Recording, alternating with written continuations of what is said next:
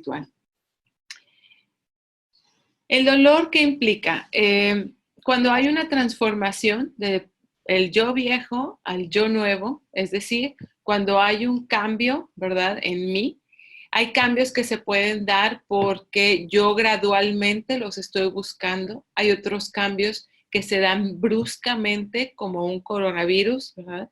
Bruscamente entran a nuestras vidas y entonces en ambas, ya sea que ese cambio haya sido algo programado o algo súbito, en ambas hay una transformación.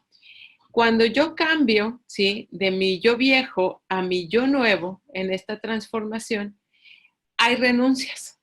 Esas renuncias son bien importantes comprenderlas, entender de qué se trata, ¿sí? Porque es un quitarme algo a lo que yo estaba habitualmente acostumbrado, algo de lo cual yo ya sabía qué se esperaba de mí, algo que ya sabía cómo responder, algo que yo ya tenía un conocimiento y eso se vuelve un área de comodidad, un área de confort, yo viejo.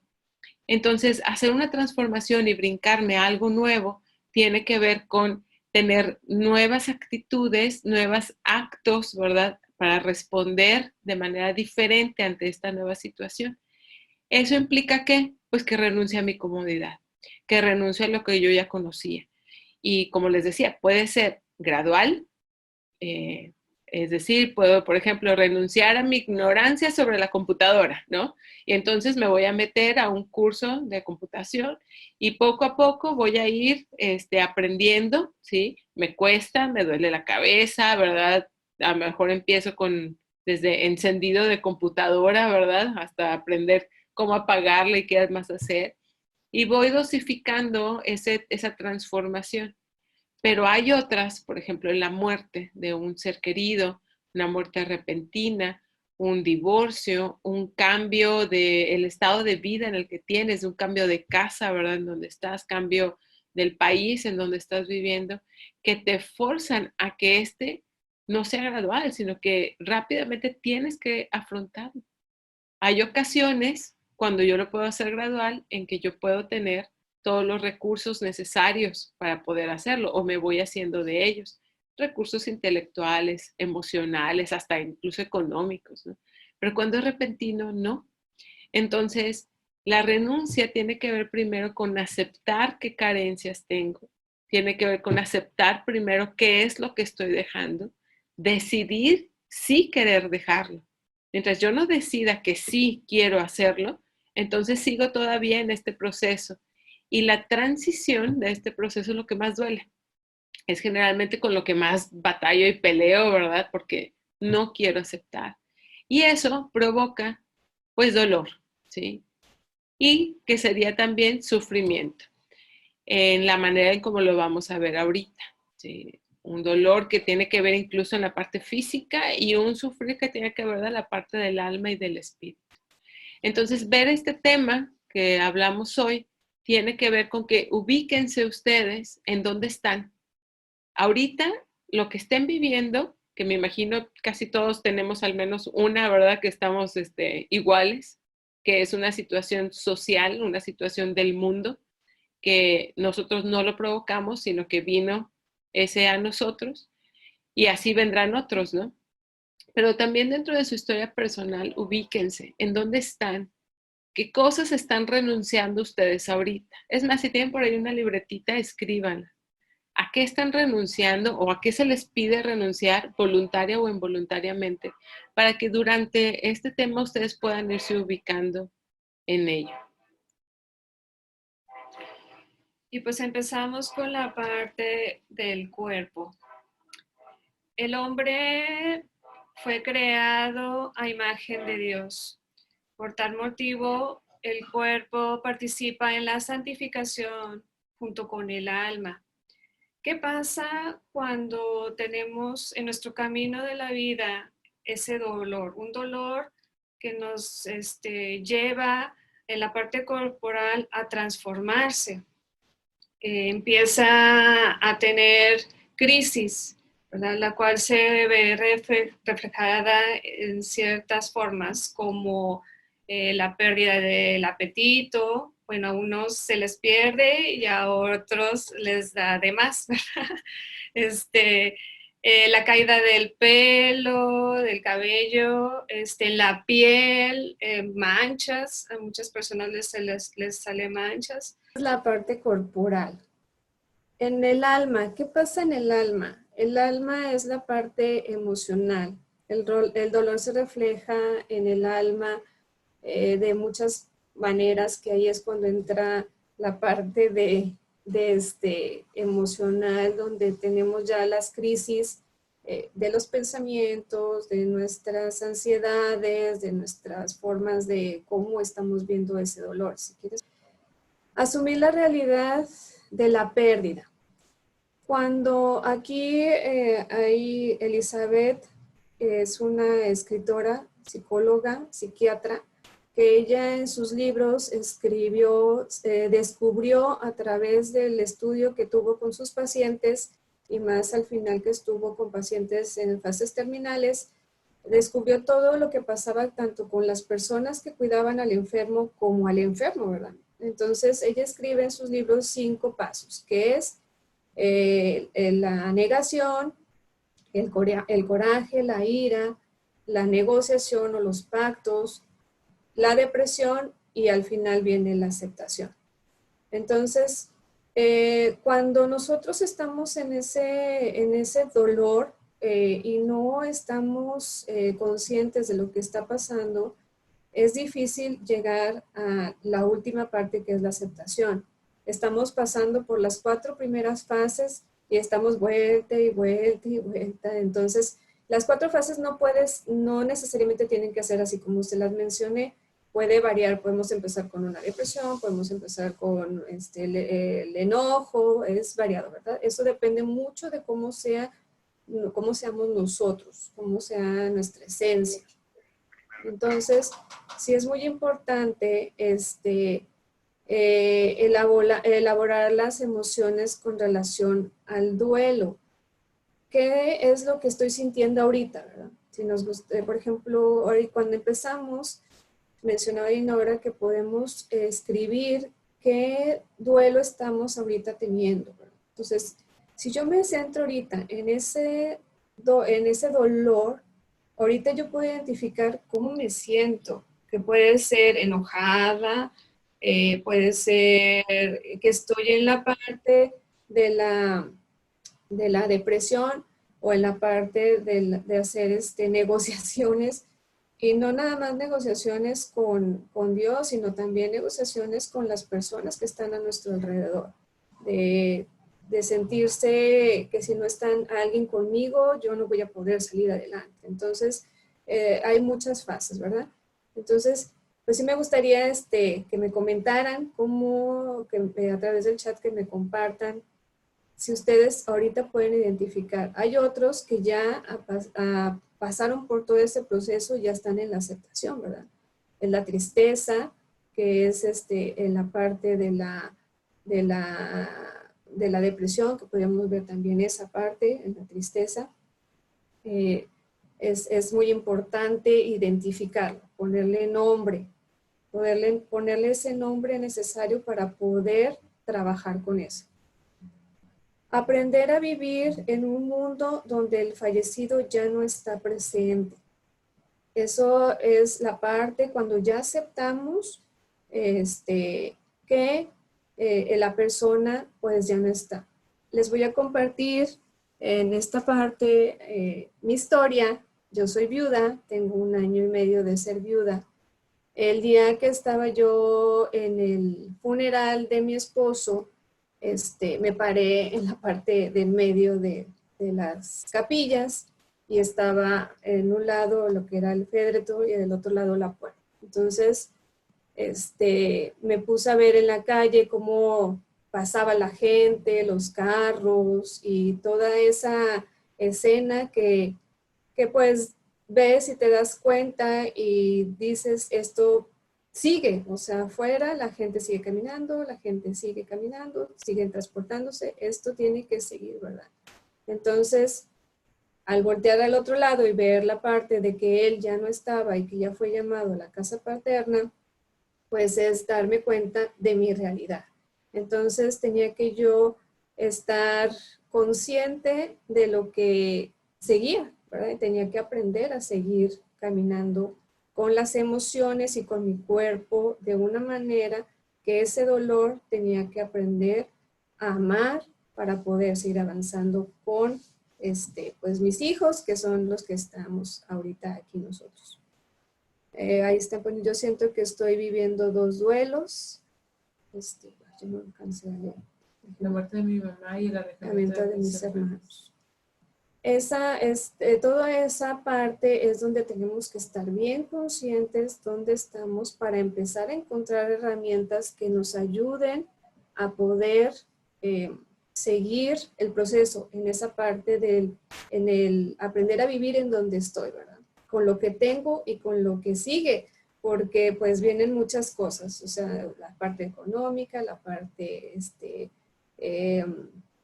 de aprender y la amistad, muchas cosas, Trabajo. ¿no? El trabajo, muchas cosas que tenemos que aprender a vivir. Entonces, es muy importante identificar en qué parte del duelo estamos para poder trabajar y avanzar, obviamente buscando, aparte de las herramientas que aquí a lo mejor pueden encontrar, pues a través de una terapia, a través de un taller, a través de un libro, a través de un sacerdote. Hay muchas herramientas que podemos encontrar. Y por eso, al momento de que los identificamos, es pues recolocar la emoción, la parte del fallecido y seguir viviendo, que era lo que yo les decía, pues es algo que es al principio difícil, pero si nos agarramos de todas esas herramientas que tenemos, podemos seguir adelante. Entonces, si Dios nos da la vida, y por ejemplo, ahorita vemos que cuando hay sufrimiento, cuando hay dolor, tenemos experiencias en nosotros que ahorita decían ustedes, me daba, dicen, decepción, ausencia, vacíos, recuerdos, confusión, siento que me falta algo, soledad. Todo esto, ¿por qué será entonces que Dios permite el sufrimiento? Si todo esto es lo que les sucede a ustedes cuando están en un proceso de duelo, ¿por qué Dios lo permite? ¿Por qué Dios permite que exista? ¿Qué me pueden responder?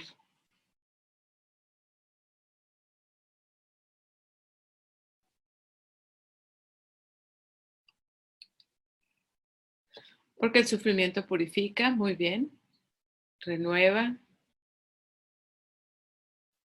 nos da libertad, muy bien, nos fortalece, nos transforma. Entonces levante la mano quien dice, yo quiero sufrir. Hay una mano por ahí, pero a ver, los demás que estoy viendo por ahí que sí tienen sus de estos. ¿Quién dice, yo sí quiero sufrir? Venga, venga, ¿verdad? O sea, lo que sea, con las dos manos es más. Ya no está tan fácil, ¿verdad? Decir, sí, venga, ¿sí? No, dicen por ahí, fíjate, en realidad yo pienso que Dios no nos da el sufrimiento, ¿ok? Dios no nos da el sufrimiento, dicen acá también. Estamos llegando a seguir por un plan. Es necesario, lo necesario, ¿ok? ¿Daríamos un poquito más de lo necesario o no daríamos más? Esas preguntas son importantes contrarrestarlas porque podemos nosotros ver en la parte psicológica, como ahorita Rosita nos decía, pues hay todo un proceso, ¿verdad? Y hay quienes apenas estamos en el proceso de cachar la onda de, sí, creo que acabo de perder algo, ¿verdad? O a alguien, o un estado de vida y ni cuenta me había dado, o apenas estoy en el shock. Hay gente que está todavía en el sepelio y todavía no le cae el 20, ¿verdad? Está pidiendo que pongan música acá bien guapachosa, ¿verdad? Que porque así festejaba la persona, ¿verdad? Que está. O sea, todavía no le ha entrado ese shock de decir, ya no voy a estar. Y cuando entra, cuando se regresan a la casa, están dentro de la casa y ven que están solos, ven que ya no está la pareja, si era el compañero, pues van a la cama y ya no está, ¿verdad? La persona, ya lo tienen en el celular, ¿verdad? Ya no le pueden hablar y es entonces en el día a día cuando la persona empieza a entrar en el shock de, creo que esto cambió, ¿verdad? Creo que ya no está, ¿no? Y entonces empiezas ¿pero por qué? ¿O por qué sufro esto, verdad? ¿Por qué me duele tanto? Más si era una persona más joven, ¿verdad? Y que dices, pero es que todavía le faltaba mucho tiempo por vivir, ¿no? Bueno, no se hablen si son bebés, ¿verdad? O si son niños. Es que, ¿por qué? Si no pudo vivir, ¿verdad? Toda su vida. Y hay otros que todavía llegan y para consolar, entre comillas, le dicen, es que si era un bebé, por ejemplo, bueno, es que ya es un angelito, ¿verdad? Y Dios se lo llevó. Y las mamás inmediatamente dicen, ¿verdad? Bueno, a lo mejor no lo dicen por cortesía, ¿verdad? Hay unas que sí, pero en su cabecita sí es bueno, ¿y que Dios no puede hacer ángeles? Porque tuvo, o sea, ¿por qué pasar este sufrimiento? ¿Sí? Y tener que llevarse a mi hijo y entonces ahora yo sufro. O sea, entonces esto le gusta a Dios. Y ahí es bien importante no olvidar jamás que Dios es igual a vida. Y Jesús lo dice en el Evangelio, ¿sí? La muerte entra a través del pecado, entra en una descomposición que hay porque no era el proyecto inicial de Dios, ¿sí?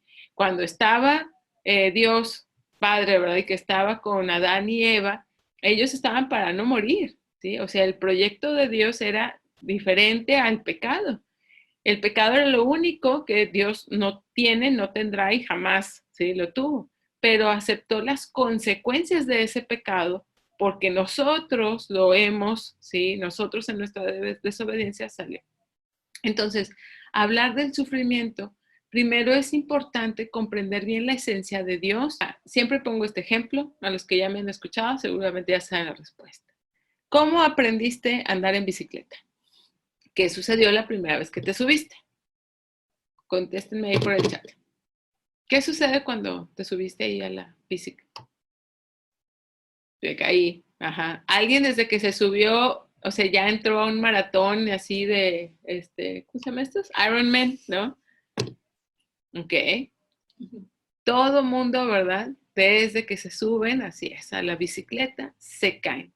La pregunta es, ¿por qué te vuelves a levantar y a subir? ¿Qué no te dolió? ¿Qué no te raspaste? Si ustedes son como yo, en el momento en que me raspé, yo no iba a decirle a mi papá porque ya sabía que para limpiarme me iba a doler más. Entonces me la aguantaba hasta que ya estaba todo aquello bien infectado y ahora sí no me quedaba más. Obviamente me dolía más, ¿verdad? Cuando me limpiaba, pero de todas maneras volvía. La pregunta es, ¿por qué vuelves? Porque quería aprender. Ok, uno dice porque quería aprender, porque quieres aprender. Muy bien. ¿Qué más? ¿Nada más? ¿Por eso se suben otra vez? Me puse emoción arriba, ¿Uno puso emoción? pero más arribita. Sentía emoción. Ah, sientes emoción. Pero seguí, me caí varias veces, pero no daba, pero me daba la alegría, libertad, porque disfrutabas el paseo, porque era muy divertido para lograr hacerlo, ajá, para ganarle a los demás, claro, pues unas buenas competencias, como no, Dulce, soy de las tuyas. Aprendes, o sea, el viaje es hermoso y te caes otra vez y aún ya de grandote y que le sepas, ¿verdad? De todas maneras te vas a dar un fregadazo. Pero este tipo de tribulaciones o de situaciones, ¿verdad? En las cuales se presentan en nuestra vida, nos dan y nos generan paciencia. ¿Paciencia de qué? De continuar siempre y cuando el objetivo esté muy claro. Si el objetivo no está claro, pues entonces dices, ay no, es bien aburrido aparte andar en la bici, es bien aburrido aparte, ni mis amiguitos tampoco andan ni nada y ahí la dejas, ¿verdad? La bicicleta. Conozco chavitos, ¿verdad? Que tienen la bicicleta arrumbada, ¿no? Pero a aquellos que nos gustó la experiencia dices, no, ahora me subo y hasta que pueda. Es decir, que te da una virtud. Mientras más lo trabajas, te va dando una virtud, ¿sí? Y hay hay 4 virtudes teologales y hay otras tantas virtudes humanas. ¿Cuáles son las virtudes teologales? Pregunta de examen. A ver. Y no se vayan al San Google, ¿eh? Para que les diga ahí. Okay. Los voy a ver, les veo la cara para saber que no fueron a San Google. Fe, esperanza y caridad. Muy bien, 10 puntos para la tía Lupita. Y sobre todo, fe, esperanza y caridad. Pero sobre todo esto hay una mayor. Amor, muy bien, Irma. Otros 10 puntos para Irma. La fe, la esperanza, la caridad y sobre todo el amor son virtudes teologales, vienen de Dios. Mientras más de estas tengamos, es mejor, ¿sí? Hay otras virtudes que se trabajan y que necesitan tener un equilibrio. Mientras yo más ame, ¿sí? Es mejor porque Dios es amor. Y si es amor, quiere decir que mientras más amor haya en mí, pues más voy hacia Él. Pero hay quienes en una situación de turbulencia o de problema, ejemplo, murió mi marido y yo estaba recién casada, ¿verdad? Tenemos unos hijitos y resulta que murió mi marido. Ya no quiero volver a amar, me duele, ya no quiero volver a enfrentarme a esto, siento un dolor muy grande, desolación, tristeza y todo lo demás que escribieron ustedes ahí arriba. Ya no quiero seguir en esto, porque me dolió. Entonces, es como el ejemplo de la bici. Si no tienes el objetivo claro, ¿verdad? Hacia dónde vas, pues por supuesto que le vas a sacar, volverte a meter, ¿no? Por supuesto que vas a decir, no, y mira, aparte estoy aquí con unas criaturas, ¿verdad? ¿Y ahora qué voy a hacer? ¿Verdad? Y soy madre soltera, o soy papá soltero, ¿verdad? Y entonces, bueno, todo se vuelve complicado. Aparte el dolor, la pérdida, cómo lo trabajo, y ahí empiezas, ¿verdad? O sea, Señor, ¿dónde estás, Señor? Ayúdame, Señor, todo lo que te pido. Si estás cerca, si estás alejado de Dios, es todavía más fuerte porque este es el típico de un paciente que viene y que no está cerca de Dios. Es que no sé ni cómo hablarle, es que no sé ni por dónde empezar, me he quejado tanto, ¿verdad? O sea, no me he sentido tan lejos, he estado tan sola tanto tiempo que no sé por dónde empezar. Cuando estamos en un duelo, el sentir, o sea, es válido que te duela, que te dé coraje, que llores, que tengas todas esas sensaciones corporales, el alma y el espíritu, como decía ahorita Dinora también, el confrontar a Dios, ¿verdad? Por eso que nos está sucediendo, es válido.